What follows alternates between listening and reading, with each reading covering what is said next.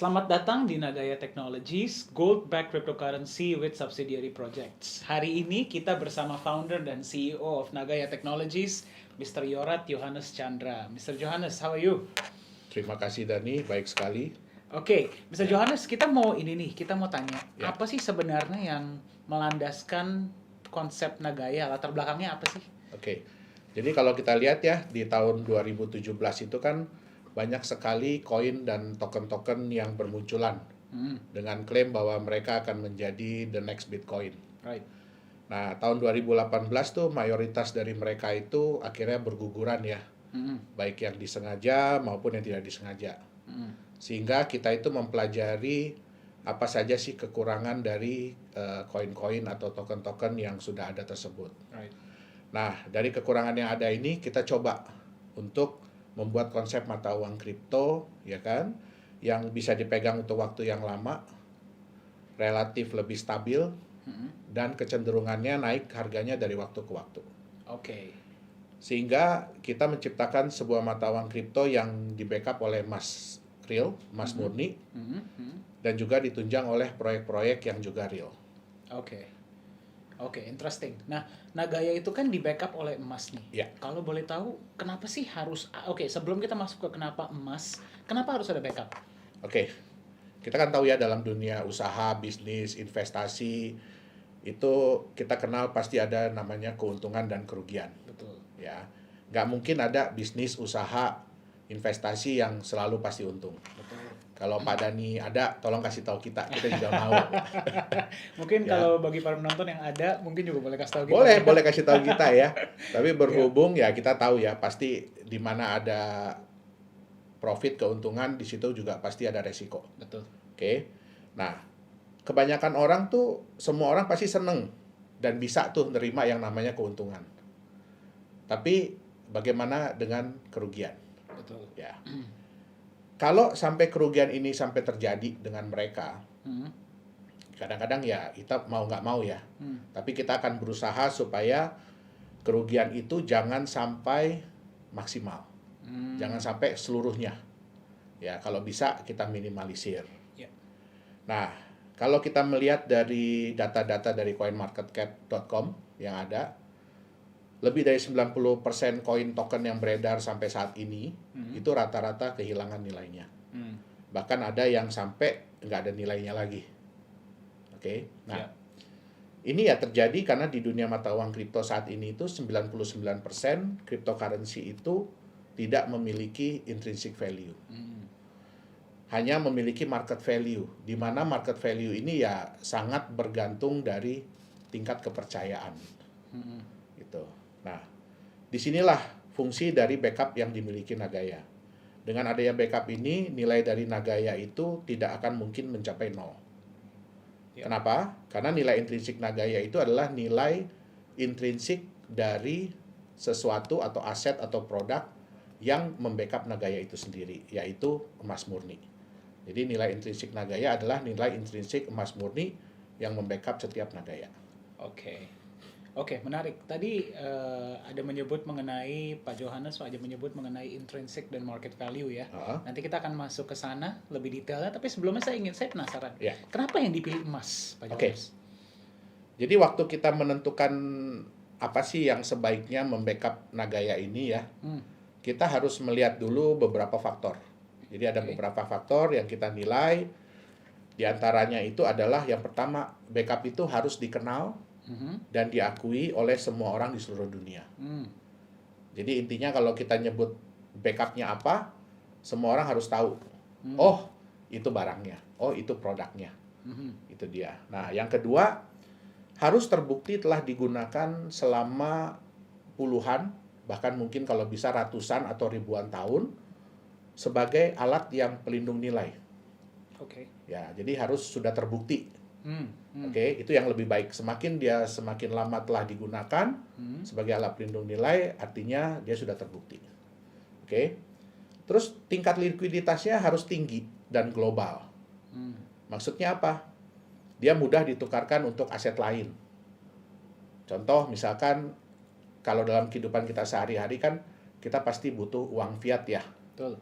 Nggak mungkin kita bisa bilang bahwa oh kripto ini kita bisa pakai di seluruh dunia.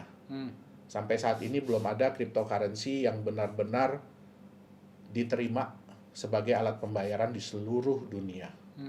Bahkan Bitcoin sekalipun. Ya. Ya, jadi kita butuh yang tingkat likuiditasnya tinggi dan harus global. Jadi jangan cuma di Indonesia, cuma di Singapura, cuma di Korea, cuma di Amerika gitu. Nggak bisa, kita harus di global. Nah, backup ini pun harus bisa diklaim. Oke. Harus bisa diklaim dengan mudah dan dalam jumlah yang beragam. Gitu. Jadi, kalaupun ada backup tapi tidak bisa diklaim, ya itu juga sebenarnya percuma. Betul. Tuh, oke. Tapi yang lebih penting, backup ini bukan hanya klaim semata ya. Jadi bukan cuma kita bilang bahwa kita ini di backup gitu. Tapi cuma klaim aja. Tetapi backup ini pun harus bisa diverifikasi. Artinya harus transparan dalam soal jumlah, terus di mana backupnya berada, dan harus bisa dilakukan independent audit. Oke. Ya. Berarti transparansi itu sangat Betul. penting ya, Pak Johannes ya. Betul. Oke. Nah, berarti untuk Nagaya sendiri sebelum dijual Ya. kepada publik, Ya. berarti emasnya sudah ada dong? Oh, belum. Belum ada? Belum. Oke. Karena gini, konsep kita ini kita bukan jualan emas. Ya, kita bukan jualan emas. Tetapi kita menyediakan mata uang kripto yang di-backup oleh emas. Nah, dari dana hasil penjualan Nagaya, itu tidak semuanya kita gunakan untuk proyek atau bisnis kita. Oke. Sebagian besar, persentase yang terbesar itu kita gunakan untuk membeli, untuk cadangan ya. Backup. Nah, untuk backup. Ya. Nah, kita akan gunakan untuk membeli emas murni. Dan emas ini akan kita simpan di sebuah tempat penyimpanan khusus emas, perak, platinum, titanium yang berada di negara Singapura. Oh, jadi emasnya disimpan di Singapura ya, Pak Betul. Johannes ya. Oke. Kenapa di Singapura, Pak Johannes kalau boleh tahu? Ada Oke. alasan tertentu kah? Nah, Nagaya ini kan sebenarnya adalah proof of ownership ya. Jadi bukti kepemilikan dalam bentuk digital. Nah, bukti kepemilikan apa? Dia ini adalah bukti kepemilikan sejumlah emas yang ada di dalam tempat penyimpanan tadi, tempat penyimpanan di Singapura tadi. Artinya setiap Nagaya itu secara nyata di-backup oleh sejumlah gram emas. Kalau nantinya ada yang membuktikan bahwa dia adalah pemilik sejumlah Nagaya, berarti dia berhak atas sejumlah emas di dalam tempat penyimpanan tersebut. Oke. Contoh, kalau mungkin Pak Dani, kalau kita nanti ya udah dinyatakan bahwa setiap Nagaya itu sudah di-backup oleh 0,1 gram emas murni, Pak Dani bisa menunjukkan ke kita bahwa, saya punya 100.000 Nagaya. Artinya tinggal 100.000 dikali 0,1 gram. Artinya Pak Dani itu berhak atas 10.000 gram atau 10 kilogram emas murni. Nah, emas yang membackup setiap Nagaya inilah yang menjadikan Nagaya memiliki intrinsic value, yaitu nilai emasnya itu sendiri. Itu dia. Nah, untuk menunjang tingkat kepercayaan, ya kalau kita bilang bahwa kita simpan di sebuah tempat, tapi kalau tempat itu orang nggak ada yang kenal, orang nggak ada yang tahu, apakah itu bisa dipercaya? Nggak bisa. Nggak bisa ya. Nggak bisa. Nggak gampang lah Nggak ya. gampang. Nah, akhirnya kita membutuhkan sebuah tempat yang bukan hanya bisa menjamin keamanan emas Nagaya tersebut, tetapi tempat itu juga harus berada di negara yang dikenal secara global dan memiliki reputasi yang baik. Nah, kenapa kita pilih Singapura? Karena banyak perusahaan, institusi finansial, bahkan perbankan yang menyimpan cadangan emasnya di Singapura. Termasuk di tempat yang sama dengan yang Nagaya gunakan. Nah, ini penting. Ini penting karena Nagaya ini adalah mata uang kripto yang kita harapkan bisa diterima secara global di seluruh dunia. Artinya semua orang kita mau merasa aman, merasa nyaman, tahu bahwa emas Nagaya itu benar-benar disimpan di sebuah tempat yang bisa dipercaya. Hmm. Itu dia. Oke. Oke. Berarti kepercayaan itu sangat dijaga oleh Nagaya Betul. ya. Oke, itulah kenapa disimpannya di Singapura. Ya. Karena memang banyak orang yang sudah mengetahui seluruh dunia bahkan ya, Ya, bahwa tentang Singapura. itu adalah tempat yang sangat aman untuk Betul. menyimpan dan Kan banyak yang bilang bahwa Singapura itu adalah Swiss-nya Asia. betul. Ya. Swiss-nya Asia. Swiss-nya Asia. Oke, jadi itulah mengapa gold dari Nagaya disimpan di Singapura. Betul. Oke. Tapi kan nggak semua orang bisa datang ke Singapura Iya. untuk misalnya setiap berapa bulan sekali ngecek emasnya. Ya. Nah, itu gimana tuh, Pak Yohanes? Oke. Itu sebenarnya salah satu alasan kita memilih The Safe House Singapura sebagai tempat penyimpanan emas dari Nagaya. Di Singapura itu sebenarnya banyak tempat penyimpanan barang berharga. Tetapi kenapa kita pilih The Safe House? Karena The Safe House ini memiliki SOP, jadi prosedur operasi yang dapat menunjang prinsip transparansi yang mau kita jalankan di Nagaya. Nah, kalau kita ingin menyimpan emas di The Safe House ini, itu berbeda dengan di bank. Ya, kalau di bank, Pak Dhani pergi ke bank, mungkin Pak Dhani punya kotak penyimpanan di sana ya, punya safe deposit Ada. box. Begitu Pak Dhani datang, Pak Dhani bilang sama petugas banknya, oh saya mau simpan sesuatu, atau saya mau akses Ya. safe deposit box saya ini. Nah, biasanya kan setelah petugas banknya buka, dia akan keluar. Ya. Karena dia tidak boleh tahu sebenarnya apa yang Pak Dhani simpan, Betul. apa yang Pak Dhani masukin atau keluarin. Betul. Nah, ini sangat berbeda dengan The Safe House. Oke. Oke, di The Safe House, pada saat kita datang, kita mau menyimpan, ya, petugasnya akan ngambilin box kita. Oke. Oke, dia verifikasi dulu apakah benar kita punya akses ke box tersebut. Kemudian petugasnya akan datang, ya, bawa box kita. Nah, box kita ini biasanya disegel. Jadi ada nomor segelnya. Nah, mereka akan mengeluarkan dokumen bahwa benar pada saat kita mengakses box tersebut, nomor segel yang terpasang tuh nomor misalkan 123. Oke.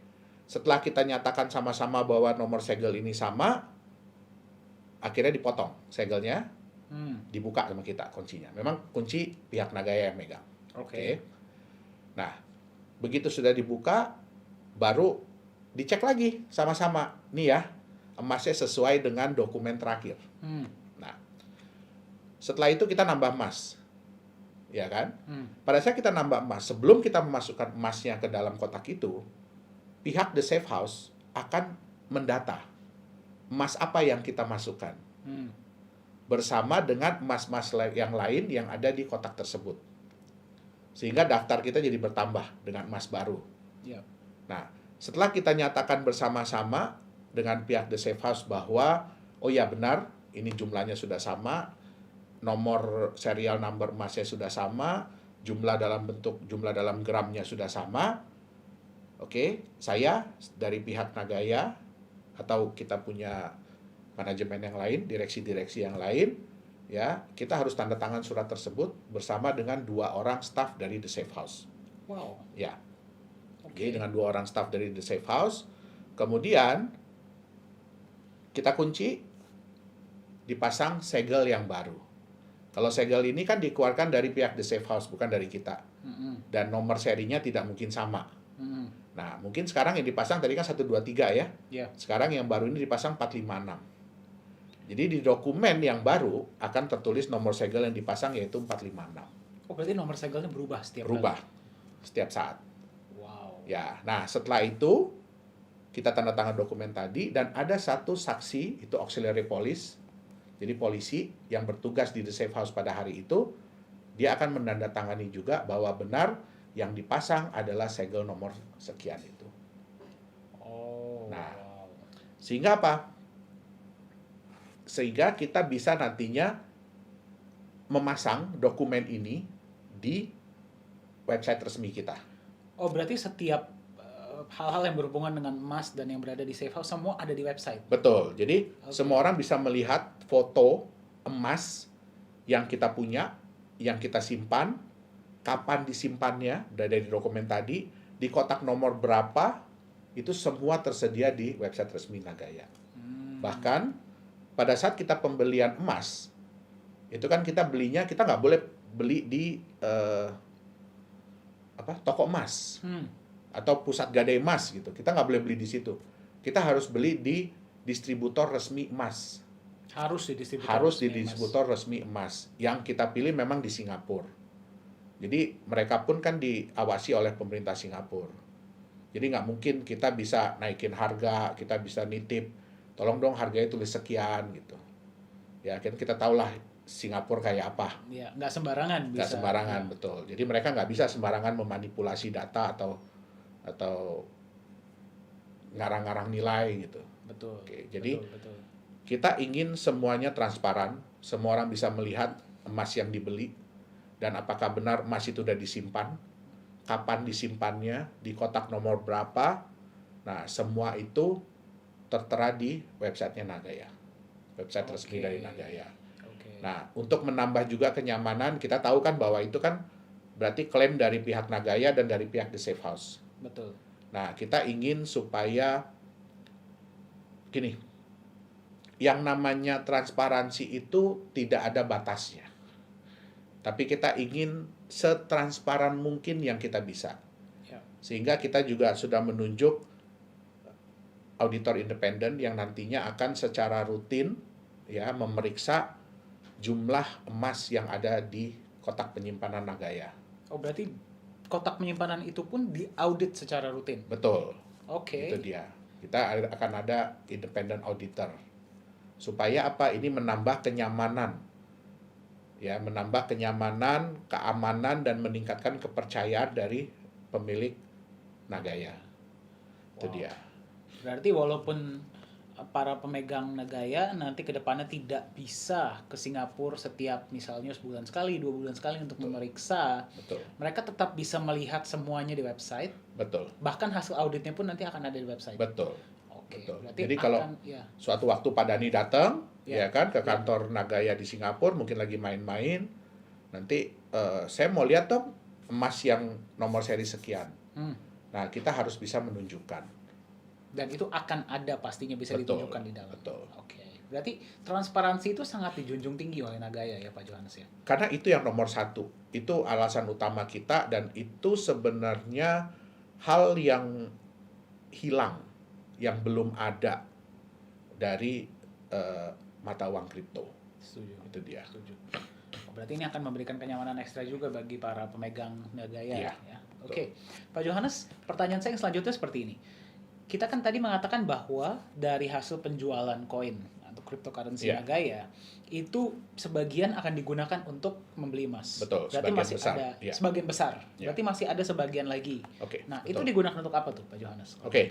Presentasi terbesar kedua dari hasil penjualan Nagaya tadi adalah kita gunakan untuk menjalankan proyek-proyek real, jadi bisnis real ya yang akan dikerjakan oleh Nagaya. Nah, kita sudah menyiapkan sebenarnya ada 2 proyek. Yang pertama itu adalah fasilitas pengolahan, pemurnian mineral logam yaitu emas dan tembaga. Itu berlokasi di Sulawesi Tengah. Sulawesi Tengah. Betul. Sebenarnya fasilitas ini sudah pernah berjalan berjalan selama 6 bulan di tahun 2015. Nah, tetapi karena ada permasalahan manajerial saat itu ya, sehingga terbengkalai. Nah, kita mengambil alih fasilitas ini tahun 2018. Ya, dan nantinya dengan hasil penjualan Nagaya, fasilitas ini tuh akan kita perbaharui mesin-mesinnya ya, karena udah lama nggak berjalan. Jadi kita perbaharui peralatan-peralatannya, terus kita mulai kembali operasionalnya, dan kita juga akan tingkatkan kapasitas yang sudah ada ini. Itu dia. Nah, yang kedua itu adalah penambangan mineral logam, yaitu nikel. Ini berlokasi di Sulawesi Tenggara. Nah, penambangan ini sebenarnya sudah berjalan 15 tahun. Ini merupakan perusahaan keluarga dari saya. Nantinya dari hasil penjualan Nagaya ini kita akan menyiapkan peralatan dan tenaga kerja sehingga kita bisa memulai operasi penambangan di lokasi ini. Ya, dengan kata lain tuh sebenarnya di awal ini kita akan numpang nambang di lokasi ini. Nah, tentu saja hal ini kita kita kan mau Nagaya ini berjalan dengan cepat sehingga semua orang bisa merasakan benefit atau manfaat dari memiliki Nagaya secara cepat. Betul. Ya. Pasti. Nah, kenapa kita istilahnya numpang nambang ini? Karena ini akan sangat menghemat waktu dan biaya. Kalau Oke. kita mau mulai nambang sendiri dari awal, Pasti takes ya time. kan, pasti ya kita harus beli lahan terlebih dahulu, kita harus urus segala perizinan, ya kan, dan itu pasti memakan waktu dan biaya. Setuju. Ya. Setuju. Sambil seiring dengan kita melakukan penambangan di tempat ini, kita pun akan mencari lahan kita sendiri. Oh, itu berarti berjalan Betul. sambil ya. Betul, mengurus perizinan semua. Nah, kalau di lokasi yang baru ini semua udah siap, Ya. izin sudah siap, ya kan? Artinya kan kita tinggal pindah Betul. peralatan kita yang sudah ada ke lokasi yang baru. Sehingga kita benar-benar bekerja dari kita punya lahan sendiri, proyek sendiri, hasil sendiri, gitu. Oke, berarti sambil proyek yang sekarang jalan, proyek tersebut sedang Betul. berjalan sama-sama lah ya, Bersama-sama, bersama-sama ya. Oke. Menarik, Nah, Pak Johannes. Sejalan juga dengan perkembangan penjualan Nagaya, kita akan mencari usaha-usaha atau bisnis-bisnis baru, proyek-proyek baru, ya dengan kata lain ya, kita akan diversifikasi usaha dan proyek kita. Gitu. Oke, berarti nanti setelah 2 proyek yang sudah berjalan, pasti ke depannya akan ada proyek-proyek lain. Betul. Yang apakah harus tambang kah atau bisa yang lain juga? Oh enggak, makanya kan kita akan diversifikasi. Kita Oke. akan cari proyek-proyek lain, Oke, jenis yang lain. jenis yang lain ya. Ya. Proyek itu kan pasti kan mengharapkan profit dong, Ya, betul. masing-masing dari proyek kita. Betul. Nah, kalau boleh tahu nih bagi para pendengar, profit dari proyek tersebut nanti akan dialokasikan untuk apa ya? Oke. Nah, tentunya kan profit dari proyek ini kan harus mendatangkan manfaat benefit bagi para pemilik atau pemegang Nagaya. Mm. Nantinya 60 setiap bulan itu 60% dari profit setiap proyek akan kita alokasikan untuk manfaat tersebut. Oke. Nah, dengan beberapa cara. Yang paling besar itu adalah persentase yang akan kita gunakan untuk membeli tambahan emas yang akan kita simpan di tempat penyimpanan emas Nagaya tadi. Oke. Nah, 40% yang lainnya itu akan digunakan untuk kebutuhan manajemen. Ya, seperti untuk menjalankan proyek yang sudah ada, meningkatkan kapasitas proyek, terus juga untuk biaya tempat penyimpanan, untuk biaya audit dan lain-lain. Gitu. Oke. Berarti mayoritas dari profit tersebut akan digunakan juga untuk menambah jumlah emas di dalam Tempat penyimpanan tempat Nagaya. penyimpanan Betul. Nagaya. Berarti jumlah emas per Nagaya akan meningkat Ya, dan jumlah Nagaya kan akan tetap sama tuh, Ya. 50 juta Nagaya. Berarti bisa dibilang bahwa jumlah emas setiap Nagaya akan terus naik. ya betul. Wow. Betul sekali. Jadi karena kita memiliki kemampuan untuk menambah jumlah cadangan emas, sedangkan jumlah Nagayanya tetap hanya 50 juta, ya artinya untuk nantinya itu untuk setiap Nagaya mereka akan punya kenaikan jumlah emas yang di backup. Wow. Ya. Nah, dengan konsep seperti ini, kita tuh bisa memberikan nilai tambah bagi para pemegang atau pemilik Nagaya. Yang pertama, yaitu dengan meningkatnya jumlah emas yang membackup setiap Nagaya, artinya kan nilai intrinsik Nagaya itu bisa terus meningkat atau naik. Ya, karena 2 hal. Yang pertama kan jumlah emas setiap Nagayanya bertambah. Terus yang kedua, kenaikan harga emas dunia. Seperti yang kita lihat kemarin, harga emas kan melonjak cukup tinggi ya. Ya. Nah, dengan kenaikan nilai intrinsik ini, artinya sejalan dengan waktu, kita bisa menurunkan tingkat resiko dari pemilik atau pemegang Nagaya.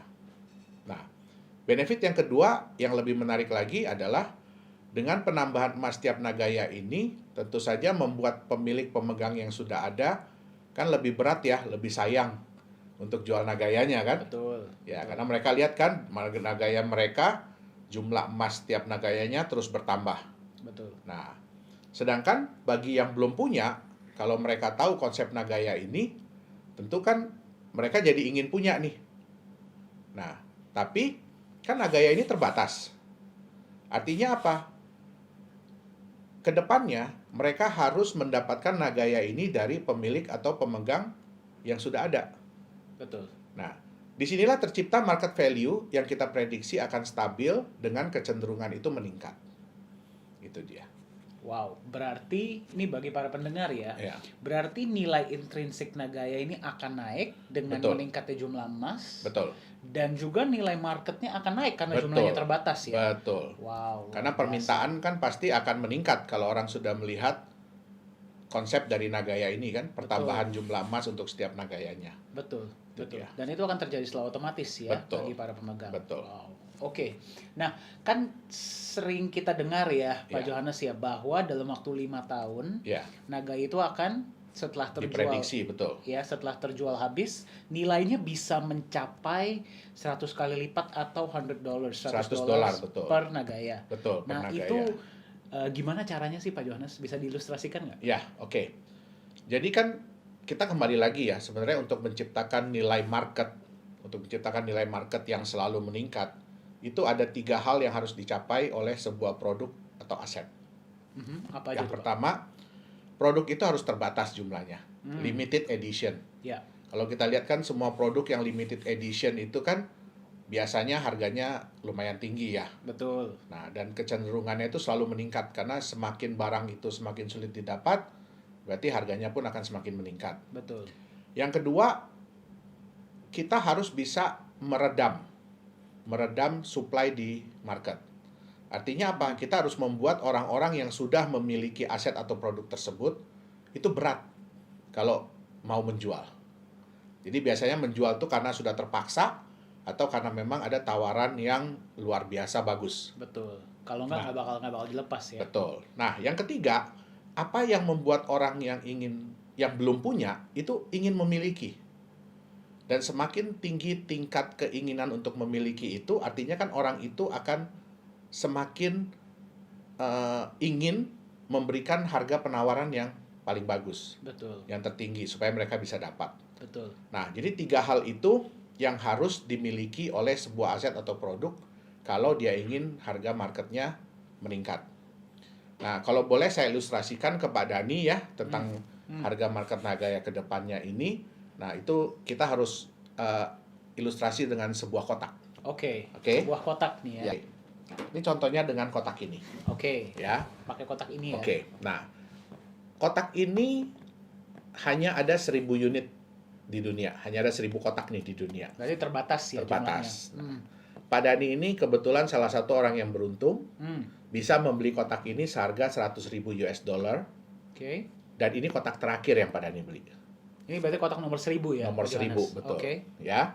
Nah, pada saat Pak Dani buka kotak ini, ya, di dalamnya itu ada emas senilai 50.000 US dollar.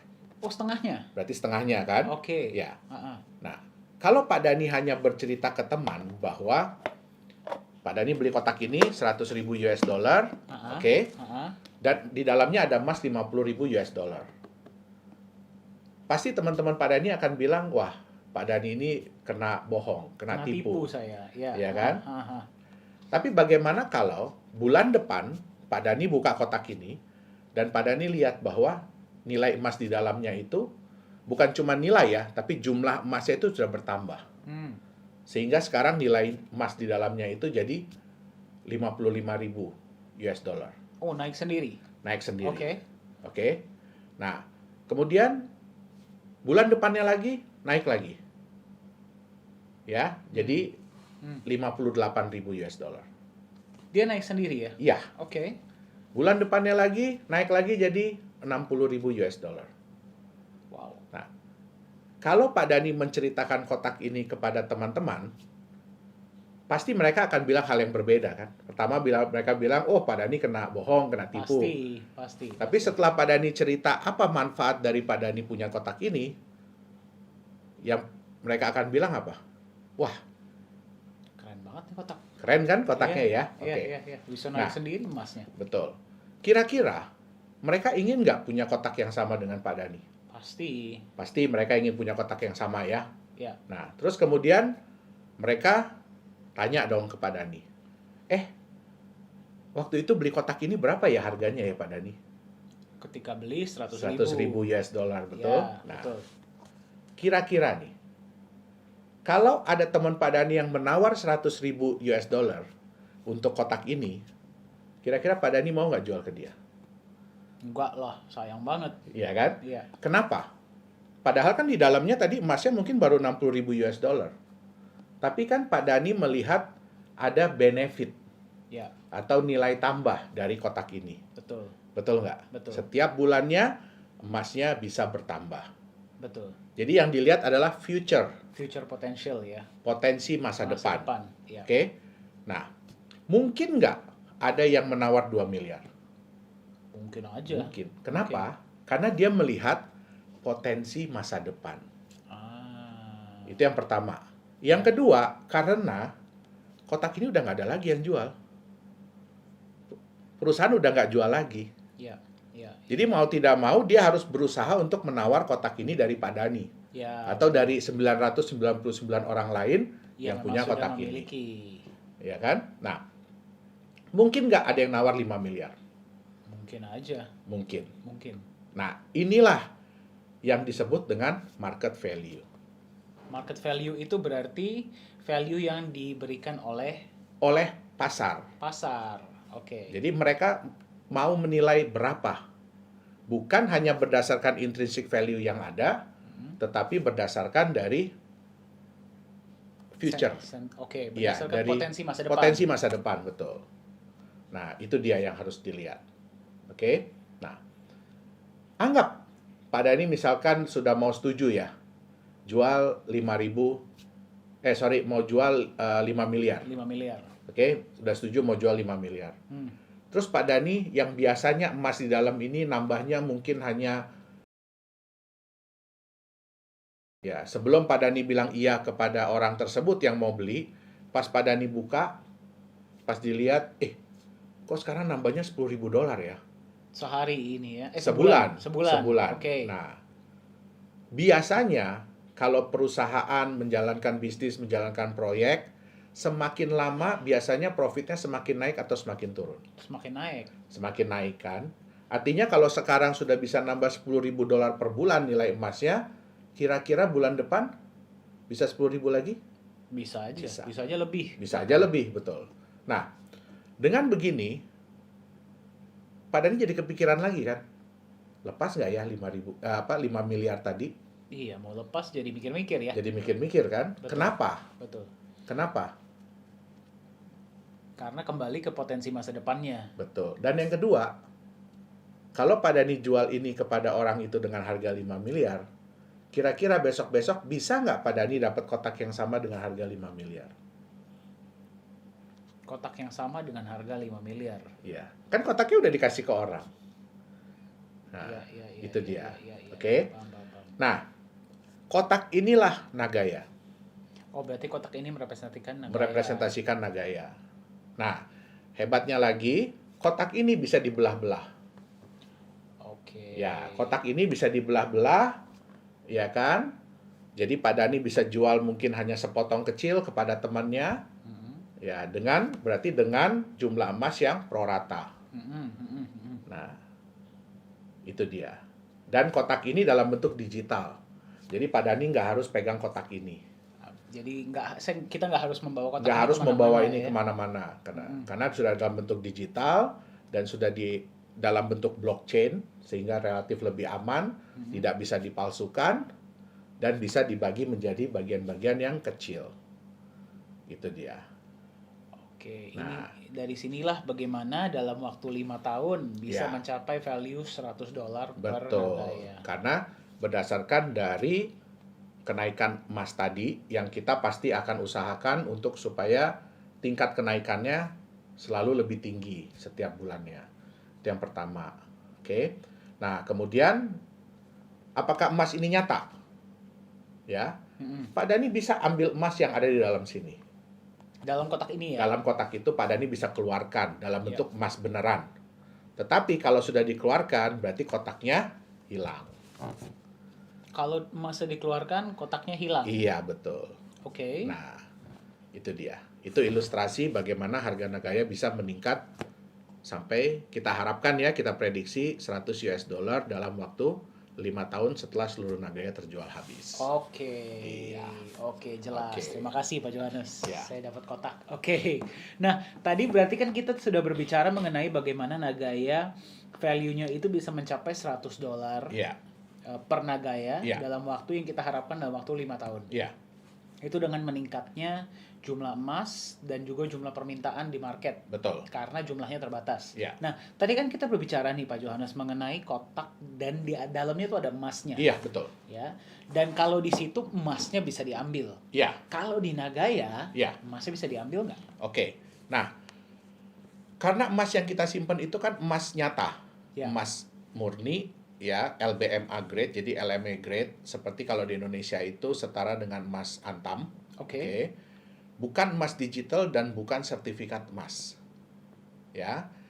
Sehingga emas tersebut bisa diklaim oleh pemilik atau pemegang Nagaya. Jadi bisa diklaim Bisa ya? diklaim, betul.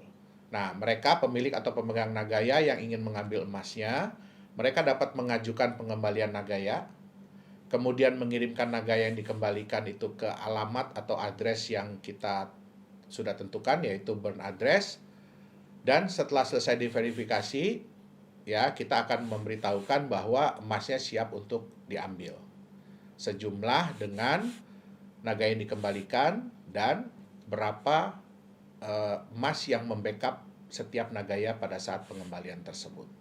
Oke, nah Pak Johannes, Ya. kita memahami bahwa bagi para cryptocurrency ya dan juga bagi para pemegang, Ya, mereka selalu mengharapkan bahwa cryptocurrency ini cepat masuk exchanger nih, ya. ya. Nah, bagi Nagaya sendiri kapan akan Oke. masuk ke exchanger? Memang itu adalah tujuan ya, tujuan goals yang ingin dicapai oleh semua mata uang kripto. Betul. Ya. Nah, tapi kita tidak mau gegabah. Ya, kita tidak mau gegabah, kita tidak mau asal-asalan untuk masuk di exchanger. Karena masuk di exchanger ini belum tentu menguntungkan bagi pemilik atau pemegang cryptocurrency tersebut. Oke. Banyak mata uang kripto yang setelah masuk di exchanger malah kehilangan nilainya, bahkan sampai tidak ada nilai sama sekali lagi. Nah, masuk ke dalam exchanger ini harus melihat kapan momen atau saat yang tepat supaya jangan sampai merugikan pemilik atau pemegang aset. Bagi developer atau bagi penerbit mata uang kripto, kita tidak akan pernah rugi. Tapi jangan sampai kita merugikan pemegang kriptonya sendiri. Oke. Nah, di Nagaya sesuai juga dengan aturan yang ada, ya. Kita akan masuk di exchanger setelah penjualan tahap kedua atau 11 juta Nagaya itu terjual. Gitu. Berarti sudah ada track record dulu, Betul. sudah mendapatkan customer base dulu, Betul. baru masuk Sudah ya. proyek sudah ada yang berjalan, profit sudah mulai masuk. Nah, itu dia. Oke, berarti sudah melewati tahap 2, kemudian baru tahap Penjualan selanjutnya tahap kedua, adalah ya kita akan masuk ke exchanger. oke, berarti menunggu waktu yang tepat ya, Pak Betul. Johannes ya. Tidak Jadi hanya kita nggak masuk. mau asal-asalan untuk masuk ke exchanger. Baik. Ya. Oke. Nah, ini pertanyaan yang agak menarik, Pak Johannes. Ya. Kalau misalnya kita melihat banyak cryptocurrency di luar sana, Ya. ya, mereka mengatakan bahwa mereka bisa mencapai ratusan bahkan ribuan kali lipat Ya. dalam waktu yang relatif singkat, mungkin 1 tahun. Mm-mm. Ya, tapi Nagaya kok konservatif sekali ya, maksudnya 100 dolar itu dalam waktu 5 tahun lagi. Itu kenapa Oke. ya? Nah, yang pertama harus dilihat adalah apakah harga yang diprediksi oleh mata uang kripto yang lain tersebut itu benar-benar harga market murni atau harga yang memang disetup oleh perusahaan. Ya, itu yang pertama, oleh developer. Yang kedua, ya dalam dunia investasi ya, investasi orang itu biasanya cuma mengenal profit besar atau kecil. Ya, resiko besar atau kecil. Padahal ada faktor yang ketiga, yaitu waktu. Cepat, dapatnya cepat atau lama. Nah, semua orang tuh pasti inginnya kan profit yang besar, resiko yang kecil. Terus maunya cepat dapatnya kan ya. Betul, Nah, betul. Nah, tapi sudah terbukti ya, kita sudah bisa buktikan dari berbagai macam developer, dari berbagai macam sistem bahwa konsep yang seperti ini itu nggak pernah bertahan lama. Sehingga yang masuknya belakangan, yang ikutnya belakangan, itu biasanya pasti menderita kerugian, bahkan bisa sampai total. Nah, jadi yang tadinya berharap profit besar waktu cepat, ternyata resikonya pun terbukti besar. Oke. Kita hanya bisa mendapatkan 2 hal baik dari 3 hal yang tersedia. Oke, nah, yang paling penting adalah kita pelajari konsepnya. Apakah konsep kenaikan harganya ini masuk di akal? Apakah konsep bisnisnya masuk di akal? Kemudian, apakah proyek atau bisnis yang dijalankan pun masuk di akal? Bitcoin aja itu butuh waktu bertahun-tahun untuk mendapatkan kepercayaan dari pasar. Betul. Dan terbukti sampai sekarang pun kepercayaannya masih naik dan turun. Setuju. Itu dia. Ya. Nah, yang ingin saya sampaikan adalah Nagaya ini adalah aset masa depan, bukan aset bulan depan. Itu dia. Ya. Berarti lebih ke kita meminimalisir resiko, Ya. agar profit yang didapatkan bisa sesuai. Betul. Namun ya memang kita harus menunggu waktu yang sesuai juga. Betul. Ya makanya kenapa $100 dalam waktu 5 tahun. Betul. Agar bagi para calon pemegang maupun pemegang, mereka bisa melihat dengan lebih masuk akal. Oh iya, make sense gitu ya. Betul. Karena kita pun menjalankan bisnis yang normal. Kita menjalankan normal bisnis kok. Pertambangan, smelter, dan bisnis-bisnis lain. Itu dia. Ya. Oke. Baik, Pak Johannes, aku kembali ke project ya. Ya. Banyak banget perusahaan kripto di luar sana, kan banyak yang bermain di bisnis digital. Ya. Menginvestasikannya ke bisnis digital. Betul. Contohnya misalnya membuat exchanger kah, Betul. atau dalam mining cryptocurrency-nya itu sendiri. Kenapa Nagaya berputar di bisnis real dan bisnis fisik, kalau Oke. boleh tahu? Nah, yang pertama adalah kita itu ingin mengeliminasi persaingan. Karena bisnis digital pun kalau sudah terlalu banyak pemainnya, itu biasanya persaingan sudah tidak sehat. Ya. Yang kedua, kita lebih ingin menunjukkan bahwa sebenarnya mata uang kripto ini pun bisa menjalankan bisnis-bisnis yang real. Jadi nggak harus bisnis digital. Yang ketiga, lebih kepada untuk melindungi aset. Kenapa? Di bisnis digital, itu biasanya hampir tidak punya aset. Bahkan sama sekali tidak punya aset. Kita bisa lihat bisnis-bisnis digital yang ada ya, bukan cuma di Indonesia, tapi hampir di seluruh dunia. Rata-rata itu minim aset atau tidak punya aset. Nah, dengan kita memiliki bisnis real, artinya kita punya aset. Contoh, kalau kita menjalankan fasilitas yang pemurnian itu, artinya kita punya tanah, kita punya bangunan, kita punya mesin-mesin, ya kan? Sehingga aset-aset ini pun bisa dipakai untuk melindungi nilai dari Nagaya tadi. Ingat yang saya bilang bahwa semua orang bisa menerima keuntungan. Betul. Tapi sulit sekali kalau menerima kerugian. Nah, ini adalah salah satu strategi kita ya dalam meminimalisir kerugian. Ini risk management dari company. Gitu. Oke. Berarti barrier to entry ya yang pertama, agar karena kalau di bisnis digital kita mengetahui kompetisinya juga nggak sembarangan. Betul. Ya, dengan lebih banyak kompetisi pastinya juga Betul. akan lebih sulit ya. Ya. Dan kedua, menunjukkan bahwa cryptocurrency ini juga bisa menjalankan bisnis real. Betul. Dan yang ketiga, melindungi aset. Betul. Oke. Ya. Nah, Pak Johannes, kenapa sih yang sangat dijunjung tinggi oleh Nagaya itu transparansi? Kenapa itu sangat penting bagi Nagaya? Oke. Sebenarnya bukan hanya di Nagaya ya, transparansi itu penting, tapi sebenarnya di semua mata uang kripto itu penting. Faktor kepercayaan dan kenyamanan pemilik atau pemegang mata uang kripto itu sangat penting dalam menjaga kestabilan dan kenaikan harga. Semakin tinggi kepercayaan dan kenyamanan itu, maka mereka akan semakin berat, semakin sulit, semakin sayang untuk menjual mata uang kriptonya. Dan semakin tinggi kepercayaan dan keamanan itu membuat yang belum punya akan berusaha untuk memiliki. Oke. Nah, sehingga terciptanya market dengan supply yang terbatas dan permintaan yang tinggi, inilah yang dibutuhkan agar harga market itu bisa naik.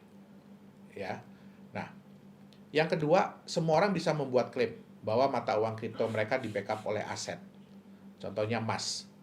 Ya, bahwa mereka sudah nyimpen 1 ton emas di Singapura, padahal nggak ada yang pernah lihat.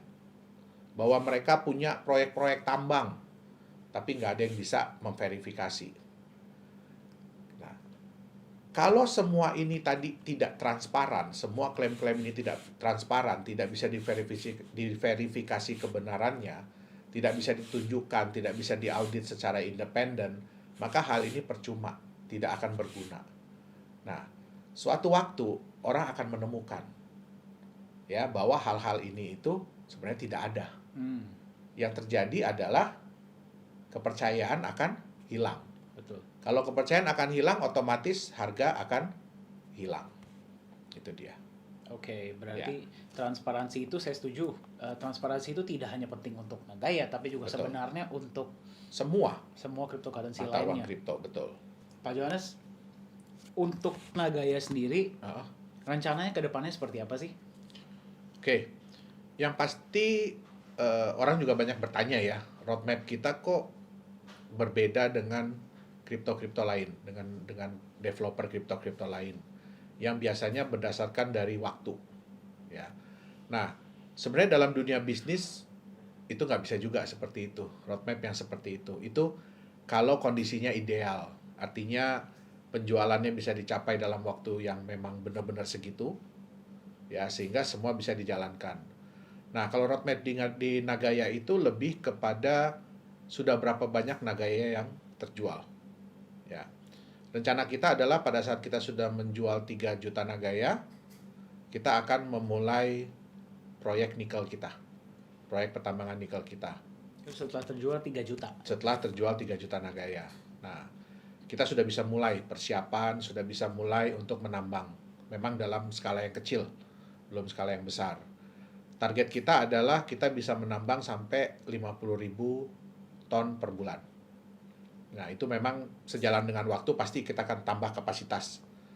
Tapi di 3 juta itu, 3 juta Nagaya terjual, kita sudah bisa mulai sebenarnya persiapan.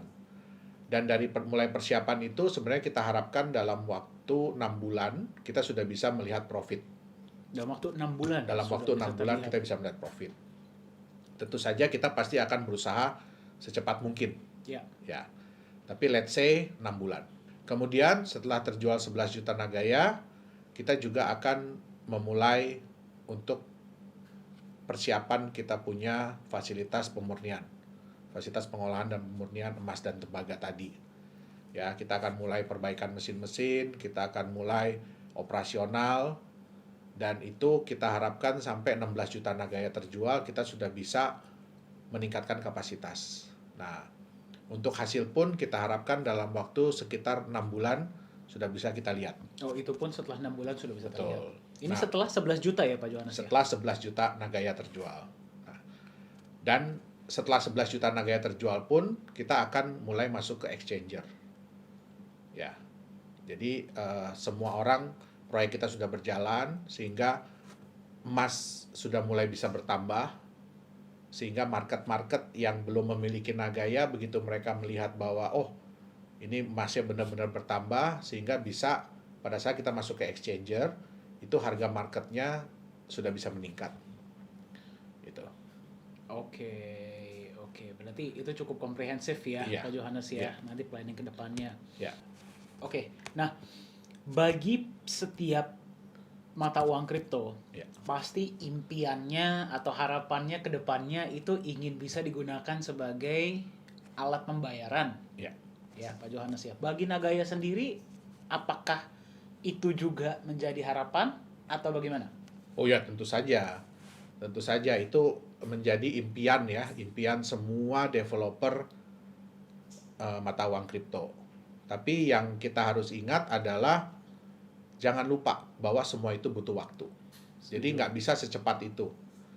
Banyak mata uang kripto lain yang bilang bahwa mereka sudah bisa dipakai sebagai alat pembayaran. Ternyata alat pembayaran internal. Artinya apa ya? Produk-produk mereka sendiri, jasa-jasa mereka sendiri, sehingga bisa dipakai di dalam lingkungan mereka sendiri. Sedangkan yang dimasuk sebagai alat pembayaran itu kan yang diharapkan adalah bersifat global ya. Betul. Maksudnya di luar daripada manajemen perusahaan tersebut.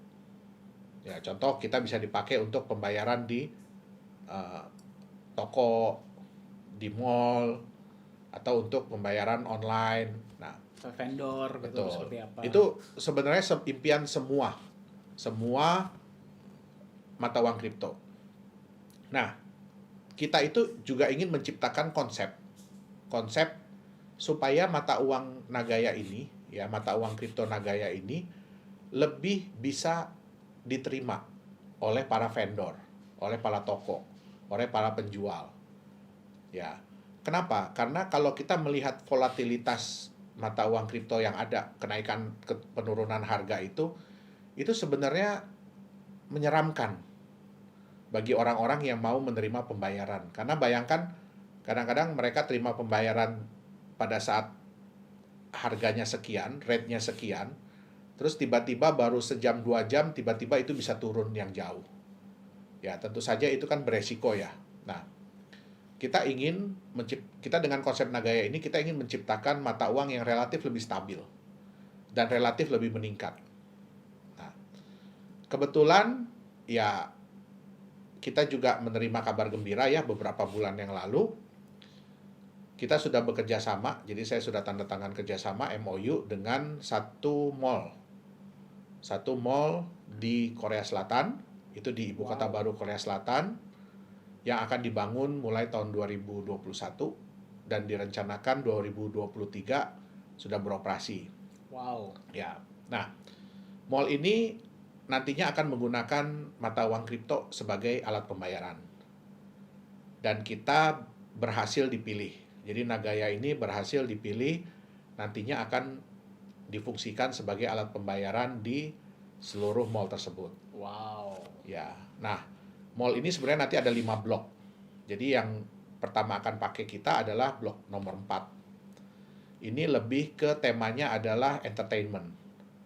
Ya, jadi mall ini lebih temanya ke entertainment, dan nantinya Nagaya bisa dipakai untuk bertransaksi di sana. Ya. Nah, nantinya jadi ini adalah pilot project ya, project percontohan. Setelah berhasil itu akan dikembangkan ke 5 blok, 4 blok yang lain ya. Jadi total 5 blok. Nah, nanti seiring dengan waktu mungkin bisa diuji coba lagi ke mall-mall berikutnya. Gitu. Kenapa mereka memilih Nagaya? Karena setelah mereka survei, Nagaya ini yang bisa lebih memberikan rasa nyaman dan aman, terutama bagi yang menerima pembayaran. Betul. Kalau bagi yang bayar tuh nggak masalah, tapi bagaimana dengan yang menerima pembayaran? Itu dia.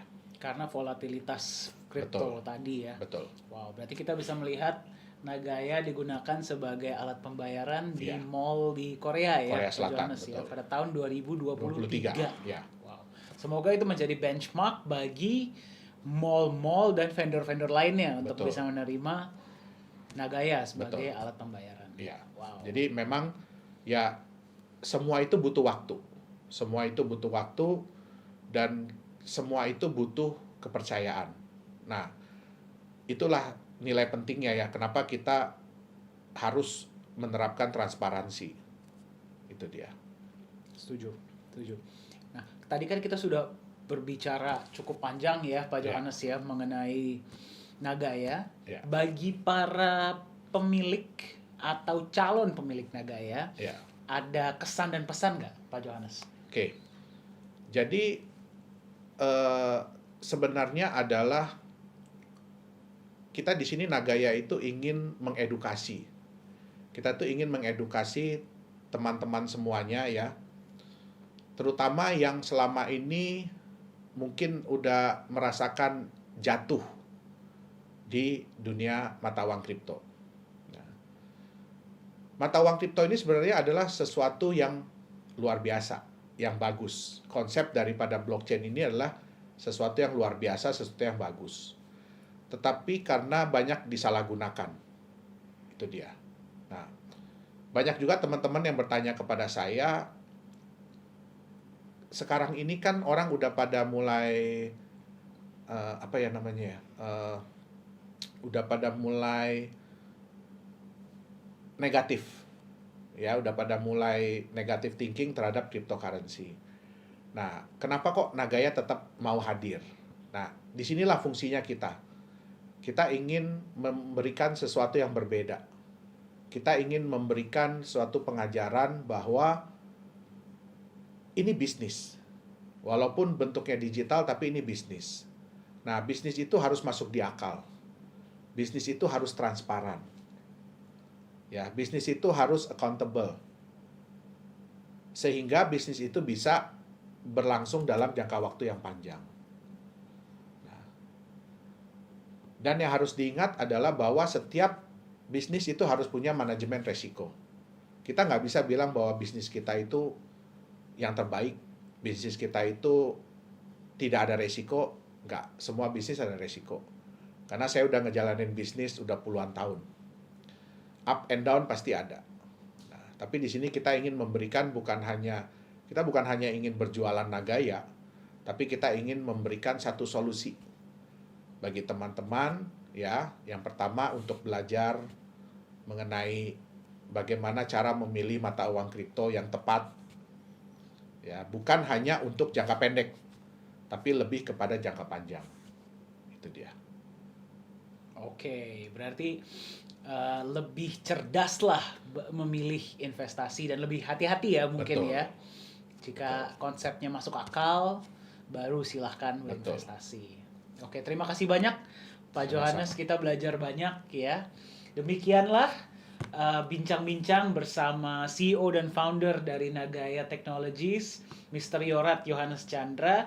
Semoga dapat memberikan wawasan lebih dalam mengenai Nagaya dan juga mengenai dunia cryptocurrency secara global. Jika ingin mendapatkan informasi lebih lanjut, silahkan kunjungi website kami di www.nagaya.co. Anda bisa mendapatkan informasi yang lebih detail mengenai Nagaya. Terima kasih banyak dan sampai jumpa di kesempatan selanjutnya.